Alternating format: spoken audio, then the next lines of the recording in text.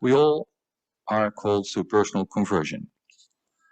About this conversion, our Holy Father John Paul II stated in his Solicitudo Rei Socialis, "For Christians, as for all who recognize the precise theological meaning of the word sin, a change of behavior or mentality or mode of existence is called conversion.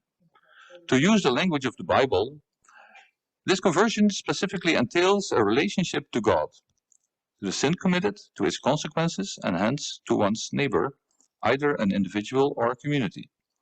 It is God in whose hands are the hearts of the powerful and the hearts of all, who, according to his own promise and by the power of his Spirit, can transform hearts of stone into hearts of flesh." So in Holland we have the saying, "Improve the world, start with yourself."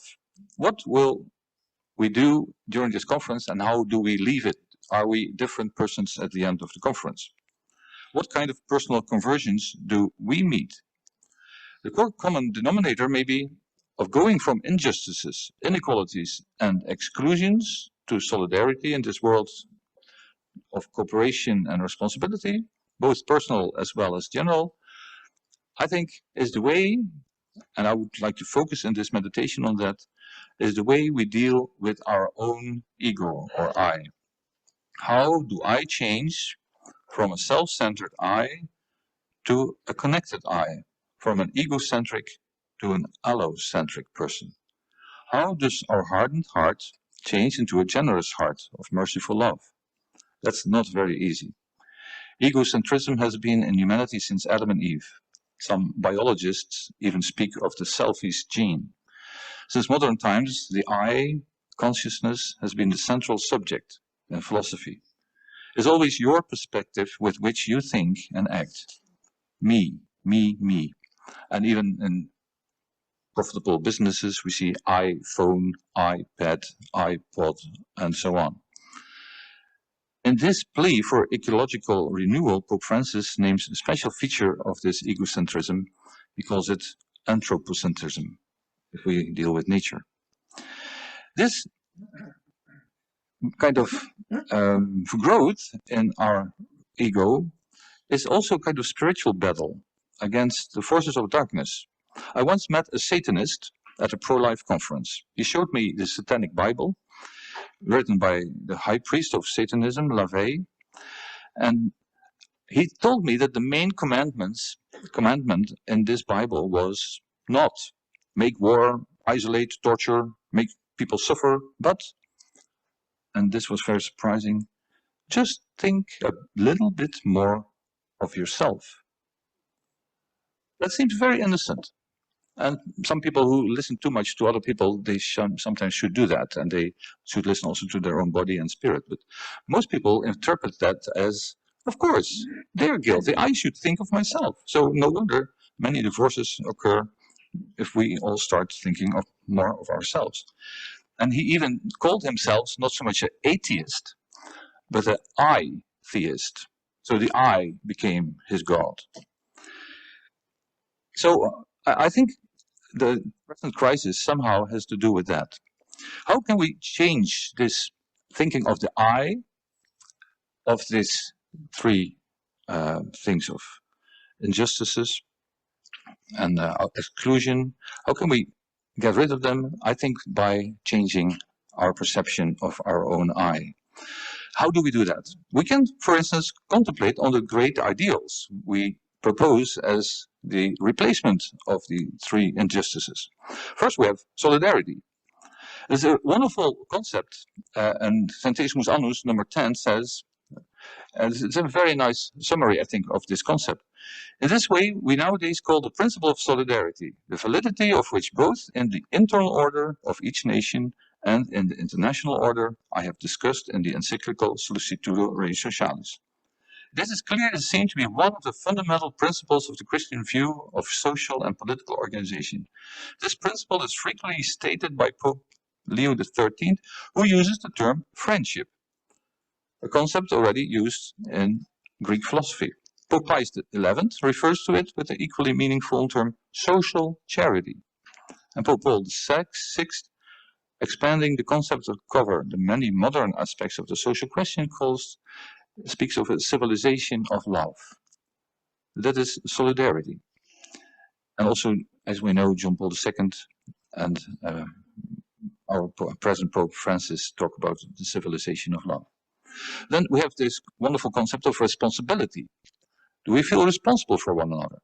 In Fratelli Tutti, number 79, Pope Francis says, the Samaritan who stopped along the way departed without expecting any recognition or gratitude. His effort to assist another person gave him great satisfaction in life and before his God, and thus became a duty. All of us have a responsibility for the wounded, those of our own people, and all the peoples of the earth. Let us care for the needs of every man and woman, young and old, with the same fraternal spirit of care and closeness that marked the Good Samaritan. And then Fratelli Tutti, Pope Francis says about the cooperation, for a real and lasting peace will only be possible on the basis of a global ethic of solidarity and cooperation in the service of a future shaped by interdependence and shared responsibility in the whole human family.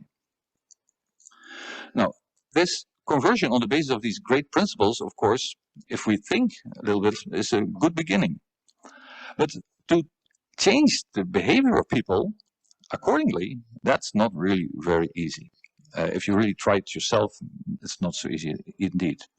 So how do we change this, our mentality and attitude? How do we step outside ourselves, outside our too close families, tribes, provinces, countries, continents, to live responsibly in solidarity and cooperation with other people and grow in empathy? And then experience how we only find ourselves in serving instead of being served, in giving instead of grasping, in losing our lives for our friends instead of using them for our well-being. And I would like to focus a little more even on this I. And you know, 1 Timothy 6:10, who is well versed in the Bible? We are all Catholics, so we aren't, supposedly. But that's a very interesting saying. The root of all evil is, who knows the word that? The root of all evil is.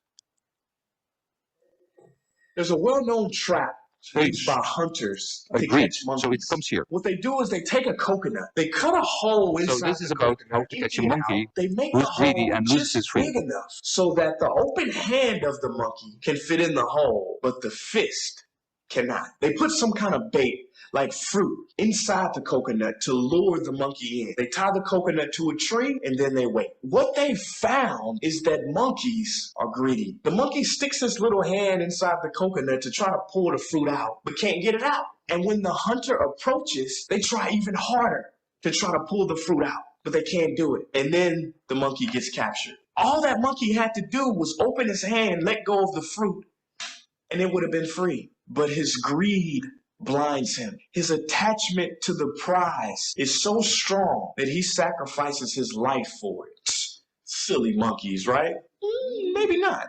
What is your coconut? What are you holding on to that is trapping you? And if you could just let go, you would be free. Could it be money? Could it be your ideas about happiness that you're holding tightly to? And if only you just let go, then you could truly experience happiness. Could it be your anger? If you forgave that person and let go of your judgment, then you could be free. Or maybe you have an idea in your mind of what your perfect partner looks, acts, and smells like, and that is trapping you. And if you could just let go of the idea, then you would be free to see what might be right under your nose. No matter what the attachment is, isn't it time to let go? Do not sacrifice your happiness, your peace, your life for man's version of a coconut, unless you just like being a monkey. Peace. Yeah. I don't think we need the second movie. It's already shown here, part of it, because it really works. Not only with the coconut, but also with the hole in the rock, or whatever. And monkeys are now in zoos because of their clinging to. Oh, they come anyway. So this monkey is waiting for the hunter. Le Macalaga dit Viens voir si le prisonnier est décidé à se mettre à table. Oh no, this is, I think, you can stop this movie because this is the second part and the first part is, thank you so much. Okay, so, but now the problem is, of course, we're all greedy somehow in whatever sense. And how do we get loose of this grip? You know, the hunter, he can push any nerve in the hand or wrist of the monkey to relax the muscles that give this cramped attitude. And then he takes the monkey away from his foot. But is that the only way? And maybe sometimes it's really the way that it works in people. Once you've got something, there is a hard way to get rid of that. And you experience that when things are stolen, or you become sick and you cannot use it anymore, or our money on the bank devaluates, or the stocks evaporate. And I think it's mainly through the collective experience for humanity of experience the consequences of stressing the I, that is our present day kind of crisis, that we come to the conclusion that we should cooperate and take responsibility for one another more. Abraham Maslow, you might have heard of him, he's a great humanistic psychologist. He had this pyramid of values, and on top of that he had many years self-actualization, so the ego central. But later in life he realized that there's something else that's higher. You know what that is? It's on top of his pyramid now. The self-transcendence. It's very interesting. So not the ego is the goal, but the self-transcendence in which you will really experience much more happiness too. And now in an interesting interview with Kant Strauss during the free fall of the Lehman Brothers, Kant Strauss, he mentioned the fact that the board of the banks confessed their addiction to greed. And they begged the Minister of Finance, please regulate us. Why? Because they were afraid. Because the consequences. Maybe you can show the movie now. This is a part of a movie on the whole history of the collapse. Make sure that the key players, So, no, it comes after this guy. Employees within AAGFP, we retain that intellectual knowledge. I attended a very interesting dinner organized by Hank Paulson more than 1 year ago. With some officials and a couple of CEOs from the biggest banks in the US. And surprisingly enough, all these gentlemen were arguing we're too greedy. So we have part of responsibility, fine. And then they were turning to the treasurer, to the Secretary of the Treasury, and say, you should regulate more because we're too greedy. We can't avoid it. So the only way to avoid this is to have more regulation. I have spoken to many bankers about this question, including very senior ones. And this is the first time that I've ever heard anybody say that they actually wanted their compensation to be regulated. Yeah, because it was at the moment where they were afraid. And after, when solution to the crisis began to appear, then probably they changed their mind. Okay, thank you. In the US, so you see, once we get in trouble, we want to change our behavior, but it would be better before we get into trouble, of course. How do we do that then? I think there is this, first I have two things and then I finish. Centesimus Annus, John Paul II, he says in Centesimus Annus 13, if we then inquire as to the source of this mistaken concept of the nature of the person, we can translate that with I, we must reply that its first cause is atheism. It is by responding to the call of God contained in the being of things that man becomes aware of his transcendent dignity. Every individual must give this response, which constitutes the apex of his humanity. The denial of God deprives the persons of his foundation, and consequently leads to a reorganization of the social order without reference to the person's dignity and responsibility. Now, how do we then do this with God? And John Paul II had always this image before the at the World Youth Days. That's the story of the young guy who comes to Jesus and asks, how can I become happy?